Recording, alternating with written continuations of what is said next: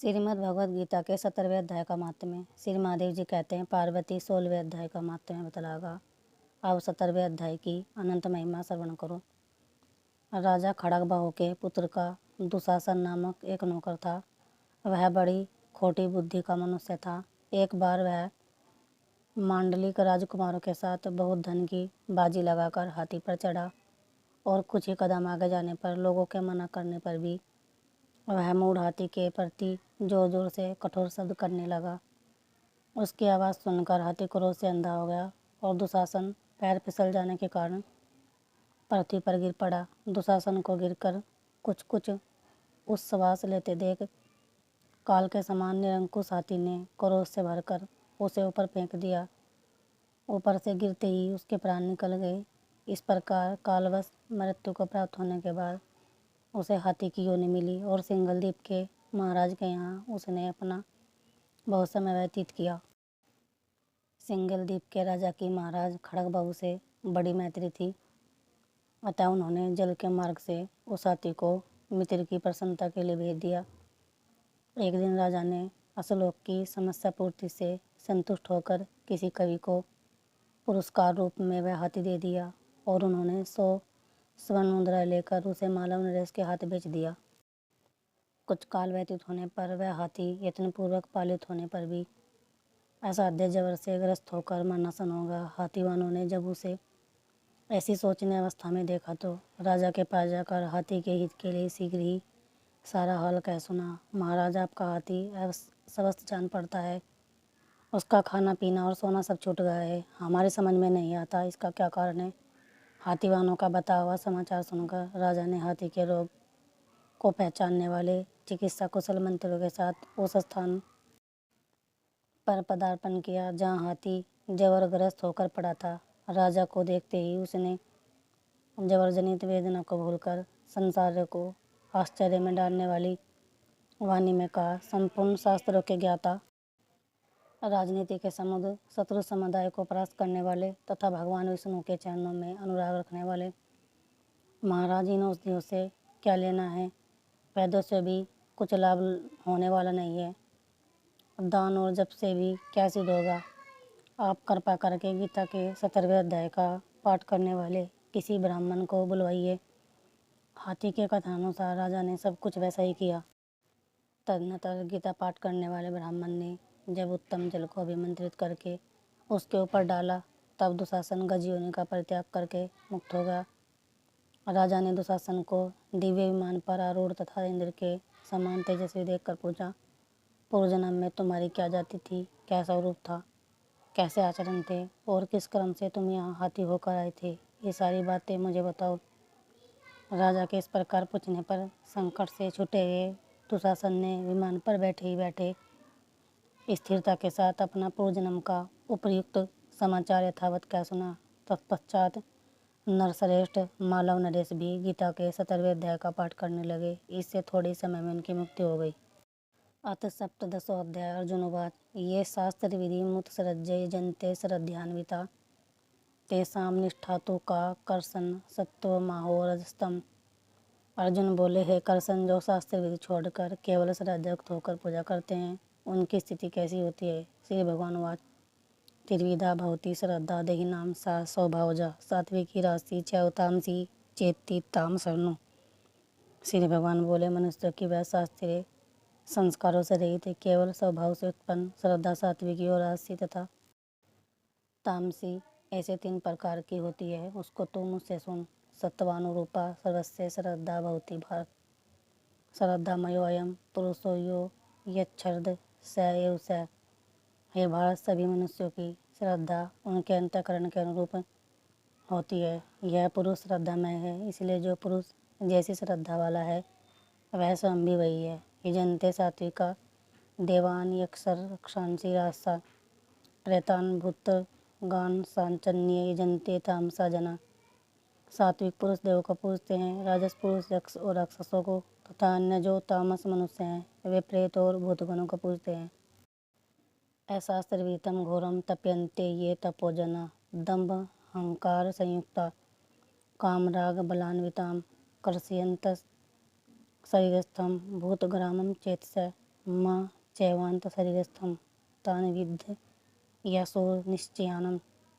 जो मनुष्य शास्त्र विधि से रहित केवल मन कल्पित घोर तप को तपते हैं तथा दंभ और अहंकार से युक्त तथा कामना शक्ति और बल के अभिमान से भी युक्त हैं, जो शरीर से स्थित भूत समुदाय को और अंतःकरण में स्थित मुझ परमात्मा को भी करस करने वाले हैं, उन अज्ञानियों को तू आसुर स्वभाव वाले जान।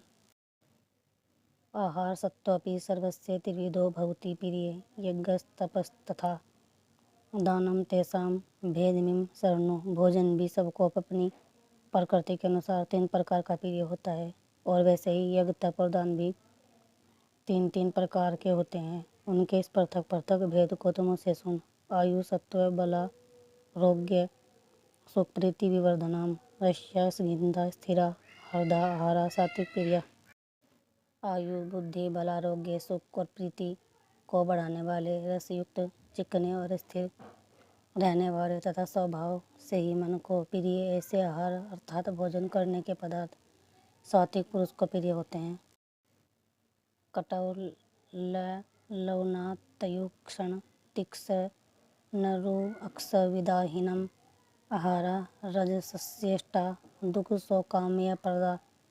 कड़वे खट्टे लवणयुक्त बहुत गर्म तीखे रूखे दाहकारक और दुख चिंता तथा रोगों को उत्पन्न करने वाले आहार अर्थात भोजन करने के पदार्थ राजस पुरुष को प्रिय होते हैं। यातयामम गतरसम पूति परिवेशितम चायतम उच्छिष्टमपि चामेध्यम भोजनम तामस प्रियम। जो भोजन अल्पका रस रहित दुर्गंधयुक्त बासी और उच्छिष्ट है तथा जो अपवित्र भी है, वह भोजन तामस पुरुष को प्रिय होता है। अफलाकांक्षा कांसी भीर्यज्ञो विधि दृष्टो युज्यते यष्टव्य मेवेति मन समाधाय स सात्विकम। जो शास्त्र विधि से नियत यज्ञ करना ही कर्तव्य है, इस प्रकार मन को समाधान करके फल न चाहने वाले पुरुष द्वारा किया जाता है, वह सात्विक है। अभिसंधाय तो फलम दम्भार्थमपि चाओयतम युज्यते भरतश्रेष्ठ तम यज्ञ विधि राजसम। परंतु हे अर्जुन, केवल दंभाचरण के लिए अथवा फल को भी दृष्टि में रखकर जो यज्ञ किया जाता है, उस यज्ञ को तू राजस जान। विधिहीन मसृष्टान्नम मंत्रहीन मदक्षिणम श्रद्धा वीररहितम यज्ञम तामसम परिचक्षते। शास्त्र विधि से हीन अनुदान से रहित बिना मंत्रों के बिना दक्षिणा के और बिना श्रद्धा के किए जाने वाले यज्ञ को तामस यज्ञ कहते हैं। देव द्विज गुरु प्रज्ञा पूजनम शोचा मर्जवम ब्रह्मचर्य महिंसा च शारीरम तप उच्यते। देवता ब्राह्मण गुरु और ज्ञानी जनों का पूजन, पवित्रता सरलता ब्रह्मचर्य और अहिंसा, यह शरीर संबंधी तप कहा जाता है। अनुदेक कर्म वाक्यम सत्यम प्रिय हितम चयतम स्वाध्यायाभ्यसनम च वाणम्यम तप उच्यते।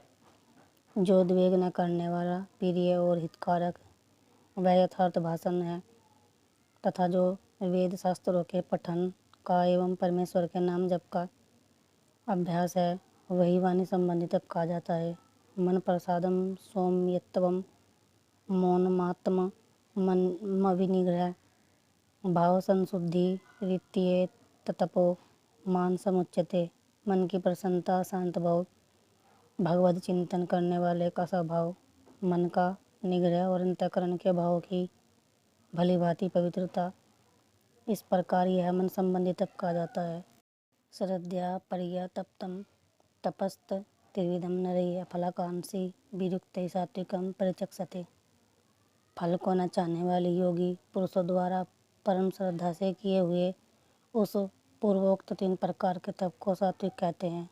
सत्कार मान पूजार्थ तपोदम्भेन चाउयत क्रियते तदेह प्रोक्तम रास्तम चलम ध्रुवम। जो तप सत्कार मान और पूजा के लिए तथा अन्य किसी स्वार्थ के लिए भी स्वभाव से या पाखंड से किया जाता है, वह निश्चित और अक्षणिक फल वाला तप यहाँ राजस कहा गया है। मूढ़ग्राहेनात्मनो यत पीड़िया क्रियते तप परसयोत साधनार्थ वा तत्ता समुदाहर्तम। जो तप मूर्तापूर्वक हठ से मनमानी और शरीर की पीड़ा के सही तथा दूसरे का अनिष्ट करने के लिए किया जाता है, वह तप तामस कागा है दातव्यमिति यद्दानं दीयते अनुपकारिणे देशे काले च पात्रे च तद्दानं सात्विकम असमर्थम। दान देना ही कर्तव्य है।